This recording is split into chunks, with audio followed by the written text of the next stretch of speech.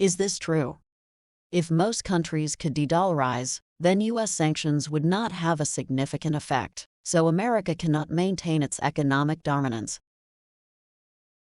The statement, if most countries could de-dollarize, then U.S. sanctions will not have a great effect, so America cannot maintain its economic dominance, suggests that if a significant number of countries were successful in reducing their reliance on the U.S. dollar and conducting international trade in their own currencies or alternative currencies, the effectiveness of U.S. economic sanctions would diminish. This, in turn, could lead to a reduction in the economic influence and dominance that the United States currently holds. Here's a breakdown of the statement. De-dollarization and sanctions. Many international transactions, particularly in sectors like trade and finance, are conducted in U.S. dollars. This gives the United States significant leverage in enforcing economic sanctions.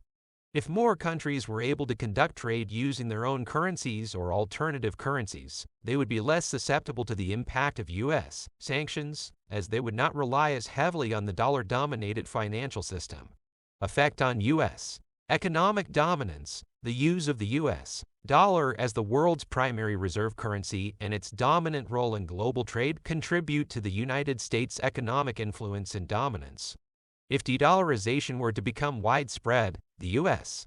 would lose some of the unique economic advantages it currently enjoys, potentially leading to a shift in global economic power dynamics. Challenges to U.S. control. Economic sanctions are one of the tools that the U.S. employs to exert influence over other countries' policies and actions. If de-dollarization reduces the effectiveness of these sanctions, the U.S. might find it more challenging to control the economic behaviors of other nations and maintain its current level of dominance in global economic affairs. Broader implications. A reduction in the effectiveness of U.S. sanctions could also have implications for foreign policy and geopolitical relationships. Countries that feel less vulnerable to U.S. economic pressure might be more inclined to pursue policies that are at odds with U.S. interests.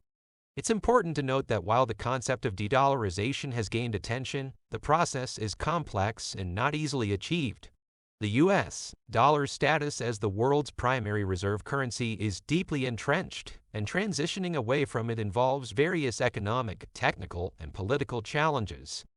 Additionally, the United States has other sources of economic influence and power beyond the use of the dollar, such as its technological innovations, financial markets, and diplomatic relationships.